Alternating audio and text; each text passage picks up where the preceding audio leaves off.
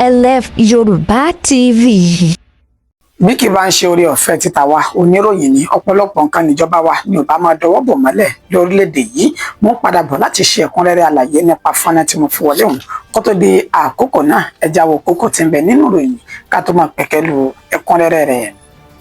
lẹ́yìn ọ̀pọ̀lọpọ̀ ẹ̀rí máa jẹ́ mẹ́rin sọ láti ọ̀dọ̀ àwọn olùgbé ìpínlẹ̀ Kaduna lórí ìkọlù àwọn agbébọn sílé ìjọsìn ní ìpínlẹ̀ ọ̀hún iléeṣẹ́ ọlọ́pàá ti kó ọ̀rọ̀ wọn jẹ wọ́n ní lóòótọ́ àti lódodo òun làwọn báńdíìtì náà ti kó olùjọ́sìn ètò nǹkan wọn ti lé ní 100 lọ. ikọ̀ ọmọ ogun ilẹ̀ yìí ti sọ wọ́n dà sun wọ́n sì ti dáná sun wọ́n mọ́lé báyìí ní ìṣẹ̀lẹ̀ ṣekú pa àwọn agbésùmọ̀mí ní ìpínlẹ̀ Zamfara nígbà tí olórí agbésùmọ̀mí 3 tán ṣe bẹ́ẹ̀ bá ìṣẹ̀lẹ̀ náà lọ. adúpẹ́ o àwọn agbébọn ti yọ̀ǹda àwọn olùjọ́sìn tó kù lákàtà wọn èyí tán jí gbé nílé ìjọsìn tí ń ṣe ìpínlẹ̀ Kogi báyìí. níta gbọ́n òṣèlú ẹgbẹ́ òṣèlú ADC ń bọ̀ wá gbóná janjanjan láìpẹ́ yìí o bí Àtíkù Abubakar tó bá ti lè gba tíkẹ́ẹ̀tì olùdíje sípò ààrẹ Hakeem Baba Ahmed ló ṣe àlàyé ọ̀rọ̀ yìí. àwọn ọlọ́pàá náà ya bo ibùba àwọn oníṣẹ́ láabi tán jí wáyà àti nǹkan ìní ìjọba mìíràn kó èyí tí òǹkà rẹ̀ tó wó rẹ̀ tó sì tó 31.1 million naira lólùlulẹ̀ yìí ti ń ṣe Àbújá. olúwa ó ṣe o ìyàwó àṣẹ̀ṣẹ̀gbé àti àwọn ẹbí rẹ̀ pẹ̀lú àwọn ọ̀rẹ́ rẹ̀ ó ní wọ́n ti gba ìtúsílẹ̀ báyìí kúrò lákàtà àwọn ajínigbé ní ìpínlẹ̀ Sokoto lẹ́yìn ọ̀sẹ̀ 7 tán ti lò láhàámọ́ wọn. ǹjẹ́ àkú bí ojú ọjọ́ ṣe rí ní gbogbo tẹ̀tí láǹfààní àti máa darapọ̀ mọ́ mi lórí ìkànnì wa ALF Yorùbá TV níbi tá a ti mú ròyìn náà wá lájẹ́ ọ̀balẹ̀ ṣé bí bó ṣe ń lọ náà lábá dọ́gba bí mo ṣe ti wá kọ́ àtìlẹ́yìn ìtẹ́jọ́ olólùfẹ́ wa lárígbà bí mo ṣe máa ń lò yín lọ́gọ̀ ẹnu ní gbogbo ìgbà àti gbogbo àsìkò pé ṣé ẹkú fẹ́ ẹkú àdúrótì Èdùmàrè yóò máa fìfẹ́ hàn sẹ́nì kọ̀ọ̀kan wa ṣé bí kókó oníròyìn láti pẹ̀kẹ́lù yìí ẹ̀kúnrẹ́rẹ́ ẹnu rẹ̀ lókù táwọn sísọ lójú egun rẹ̀. mo ní lẹ́yìn ọ̀pọ̀lọpọ̀ ẹ̀rí máa jẹ́ mìíràn sọ láti ọ̀dọ̀ àwọn olùgbé ìpínlẹ̀ Kaduna lórí ìkọlù àwọn agbébọn sílé ìjọsìn ní ìpínlẹ̀ ọ̀hún iléeṣẹ́ ọlọ́pàá ti kó ọ̀rọ̀ wọn jẹ o wọ́n ní lóòótọ́ àti lódodo òun làwọn báńdíìtì náà ṣe kọlù sí ilé ìjọsìn náà ètò sì ní olùjọ́sìn tó lé ní 100 ni wọ́n jí gbé. ẹ̀ràn ti pé lánàá náà lámúròyìn náà wá wípé iléeṣẹ́ ọlọ́pàá ní ìpínlẹ̀ Kaduna láti ẹni tó jẹ́ ọ̀gá àgbà iléeṣẹ́ ọlọ́pàá Muhammadu Rabiu ó ṣe náà lẹ̀ wípé kò sí ti ń jẹ́ ìròyìn tán gbé jáde wípé àwọn agbébọn wọ́n ṣe kọlù sí ilé ìjọsìn ìtàn níbẹ̀ ní agbègbè Kumewali ní ìjọba ìbílẹ̀ Kajuru tí ń ṣe ìpínlẹ̀ Kaduna ó ní àhesọ̀rọ̀ àti ìròyìn òféègé ni tí kò sì lẹ́sẹ̀ lẹ̀ àmọ́ o níṣe ni àwọn olùgbé ìpínlẹ̀ Kaduna láti mú ẹ̀rí máa jẹ́ mìíṣó láti korúkọ àwọn olùjọ́sìn èyí tí wọ́n ti di àwátì nínú ilé ìjọsìn ọ̀hún láti ní òǹkà gbogbo wọn ó ní kò dín ní 177 tí àwọn oníṣẹ́ láabi agbébọn ọ̀hún tí wọ́n jí gbé lọ àlàyé yìí jáde láti ọ̀dọ̀ ẹni tó jẹ́ alága fún ẹgbẹ́ ọmọlẹ́yìn Kristi ní ilẹ̀ Haúsá eyín Joseph John Ayab ó ṣe ní àlàyé wípé níṣe ni àwọn ìjọba orílẹ̀-èdè Nàìjíríà wọ́n dọwọ́ bo òótọ́ ọ̀rọ̀ mọ́lẹ̀ pàtàkì jùlọ àwọn tó wà lágbọn ètò ààbò ní orílẹ̀-èdè yìí nígbà tí ó mọ̀ tẹ̀síwájú ó ní àwọn ti ní orúkọ wọn dání kódà ẹ̀rí máa jẹ́ mìíṣó lórí gbogbo ìṣẹ̀lẹ̀ náà ó ń bẹ ní ọwọ́ wa báyìí ní iléeṣẹ́ ọlọ́pàá lórílẹ̀-èdè Nàìjíríà náà sì wáyé ọ̀rọ̀ náà padà láti ọ̀dọ̀ ẹni tó jẹ́ alukoro wọn Benjamin Hundeyin ó sọ dímọ̀ wípé lẹ́yìn tí ìwádìí ti fojú hàn tẹ́rì máa jẹ́ mìíṣó sì ti hàn àrídájú gbangba pé lóòótọ́ àti lódodo òun làwọn oníṣẹ́ lábẹ́ agbésùmọ̀mí náà ṣe ìkọlù sí ilé ìjọsìn ọ̀hún a ṣe àfihàn fúnra ẹni tó jẹ́ alága ọ̀hún níbi tó ti ń ṣe bẹ́ẹ̀ ta ìjọba orílẹ̀-èdè Nàìjíríà láyà lórí ẹ̀rí máa jẹ́ mìíṣó tí ń bẹ ní ọwọ́ rẹ̀ wípé kí làwọn fẹ́ fi lọ sí pé àwọn agbésùmọ̀mí wọ́n ṣe ìkọlù sí ilé ìjọsìn bákan náà làwọn ọlọ́pàá tún ti wá ṣe àbẹ̀wò sílé ìjọsìn ọ̀hún nínú ètò wọn sì rí pé ogúnlọ́gọ̀ àwọn nǹkan ò ní wọ́n bàjẹ́ nígbà tí wọ́n tún gbé ọ̀pọ̀lọpọ̀ ọlọ́ọ̀bá tì ní wa wọ́n máa bá a ṣàfihàn fọ́nrán méjèèjì lẹ́yẹ òsùnkà. If you listen to the local government chairman, he did tactically admit that there were bandits. But he just turned again, and he wasn't talking about kidnap. He talks about hospital. So that shows you that he wasn't really answering the question, because no one was saying someone was in the hospital. We are simply saying that people were in church and were kidnapped. He asked for something, and call him now and again and ask him. He asked that if we have the list. This morning we have the list of 177 people with him. So we have the list. So let him tell the other one. We have the name of the church. We have the time the incident happened. The police also know that they have the report wired by them. So I'm not sure it is right for security issues to be politicized, because it's like you don't care about the life of the mother of somebody, the father of somebody, the son of somebody, the friend of somebody. I don't want to belong to that. As a pastor and as a Christian, I've said the day I start lying when it has to do with life of individuals, I should just hand over my license and stop preaching. So this incident happened. All we want the security agencies to do is to go after them. Ẹ káàbọ̀ padà, àtúntẹ̀sí ọwọ́ iwájú báyìí. Ikọ̀ ọmọ ogun ilẹ̀ yìí náà ti sọ wọ́n di àsùn báyìí. Wọ́n dáná sun àwọn oníṣẹ́ láabi, wọ́n sì ṣekú pa àwọn agbésùmọ̀mí ní ìpínlẹ̀ Zamfara. Nínú wọn sì ni olórí agbésùmọ̀mí 3 ló ti bá ìṣẹ̀lẹ̀ náà lọ.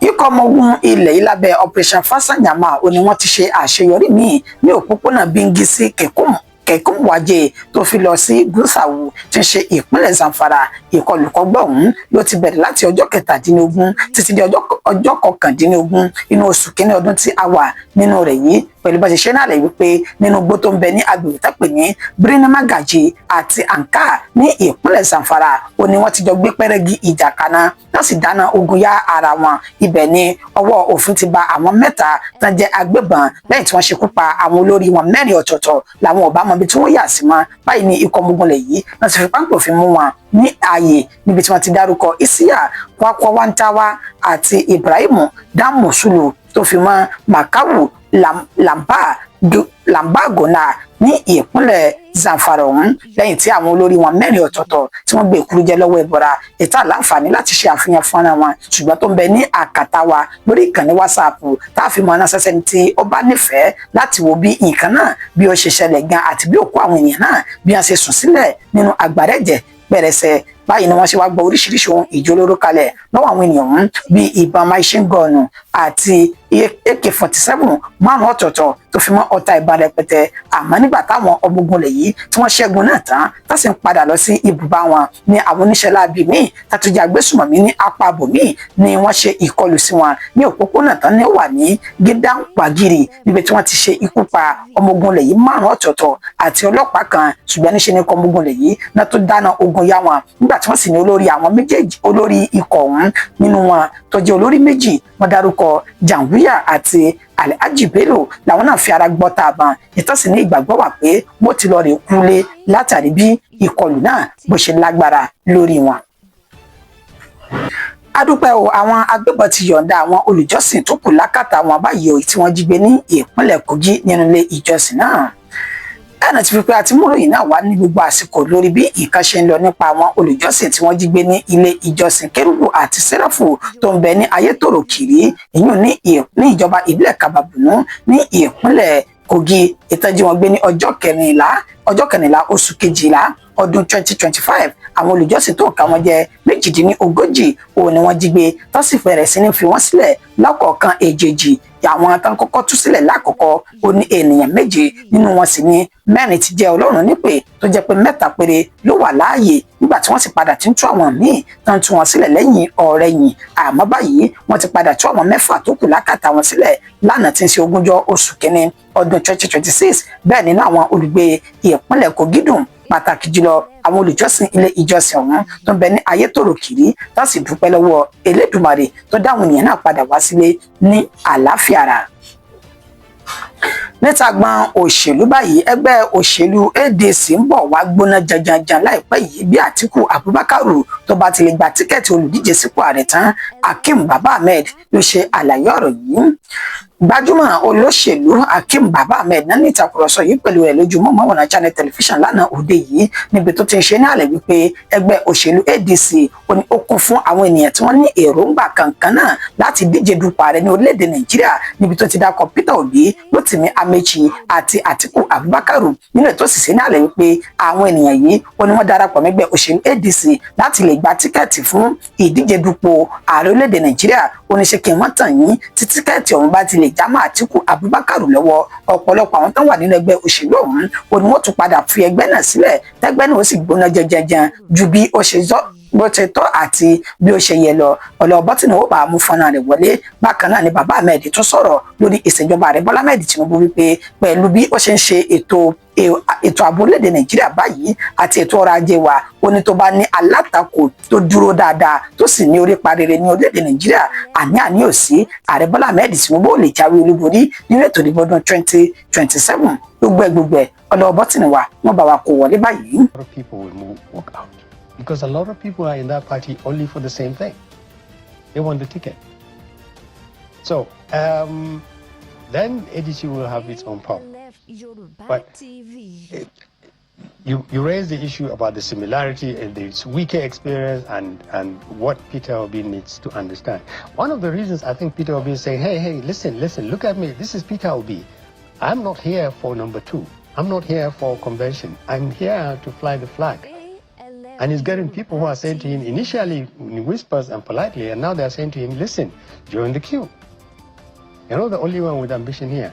Look around you in this room. There are 1 or 2 people who have been here from day one. And they're sitting there waiting. And you're walking here and saying, Peter Obi doesn't do conventions. Or he just goes there to be anointed.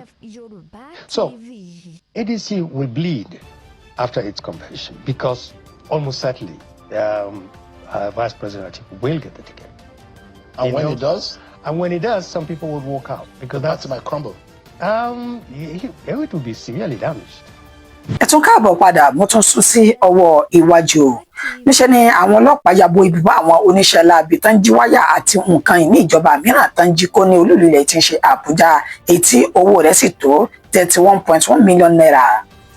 Gẹ́gẹ́ bí àlàyé tó jẹ́ alukoro fún iléeṣẹ́ ọlọ́pàá ní olúlu ilẹ̀ tí ń ṣe Àbújá Josephine Adé ó sọ dímọ̀ wípé ọwọ́ tẹ àwọn oníṣẹ́ láabi tó wọ́n sì fi ọwọ́ tẹ àwọn oníṣẹ́ láabi tán jẹ́ alákàkà ìmọ̀ye lásìkò táwọn ọlọ́pàá tí wọ́n ṣe àbẹ̀wò sí àwọn agbègbè tí wọ́n ti ń wu ìwà láabi yìí ó ní àwọn ènìyàn náà ba nǹkan ìní ìjọba jẹ́ ètò sì ti fa wàhálà sínú ìlú níbi tí kò ti sí iná ní àwọn apá ibòmíì látàrí wọ́n ti já wáyà iná àti wọ́n ti tú àwọn nǹkan lọ lára transformer láwọn agbègbè bíi Mabushi, Maitama àti Central Business District ní olúlu ilẹ̀ tí ń ṣe Àbújá ó ní ọwọ́ títí àwọn ènìyàn náà nígbà tí wọ́n sì bá oríṣiríṣi àwọn nǹkan àlùmọ́nì ọ̀hún ètò nǹkan rẹ̀ ètí owó rẹ̀ tó tó 31,140,000 naira bẹ́ẹ̀ náà sì ni àwọn tí ń ṣe ìwádìí lórí ọ̀rọ̀ àwọn ènìyàn náà pẹ̀lú bá tó ṣe gbá àpò igbó èyí tí òǹkà rẹ̀ jẹ́ 52 lọ́wọ́ wọn. èyí náà ní fi ṣẹnu mi ń dédé síbi adúpẹ́ lọ́wọ́ Elédùmarè ìyàwó àṣẹ̀ṣẹ̀gbé àti àwọn òbí rẹ̀ tó fi mọ́ àwọn ọ̀rẹ́ tí wọ́n jí gbé náà ti gba ìtúsílẹ̀ báyìí lẹ́yìn ọ̀sẹ̀ 7 tán lò lákàtà àwọn ènìyàn náà ní ìpínlẹ̀ Sokoto. Ó ti tó ọ̀sẹ̀ 7 sẹ́yìn báyìí tá ti jí ìyàwó àṣẹ̀ṣẹ̀gbé kan àti òbí rẹ̀ pẹ̀lú àwọn ọ̀rẹ́ rẹ̀ lásìkò tí wọ́n sìn lọ sí ilé ọkọ tí wọ́n jí wọn gbé ní abúlé tó pè ní Tako ìjọba ìbílẹ̀ Wurno tí ń ṣe ìpínlẹ̀ Sokoto àmọ́ lánàá òde yìí làwọn ènìyàn náà gba ìtúsílẹ̀ wọn kúrò lákàtà àwọn oníṣẹ́ láabi tó sì kó wọn lọ sí ilé ìwòsàn níbi tó ti ń gba ìtọ́jú lọ́wọ́ báyìí. Ó dẹ̀ jẹ́ ọmọ ṣẹ́nu mi dédé síbi torí kò ní dùn kó pọ̀ ṣókè òun náà ní ọbẹ̀ ògè mú kí ó ní wípé ẹṣọ lọ́bẹ̀ ẹṣọ ìtẹ̀gbàwà jẹ́ ẹ̀kú àìbínú títí di ìgbà táàtúnjọ máa pàdé lórí ìkànnì ALF Yorùbá TV ire àtayọ̀ láàfin máa pàdé ó dàbọ̀.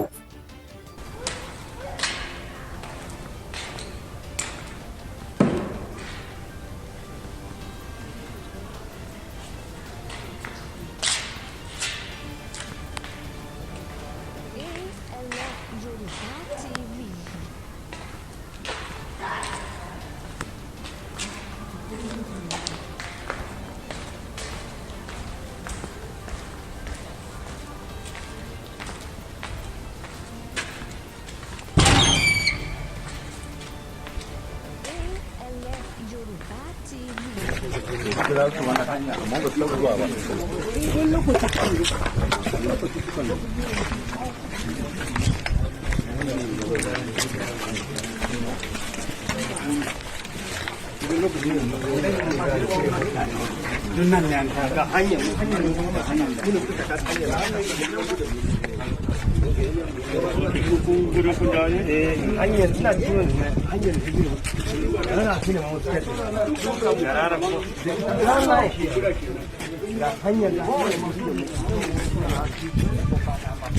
ana dukan yamma da dusan nan kamin mu wuce ma sai kamin mu kubuta can wani gari ne an riga an kore su nan ne mun sami muku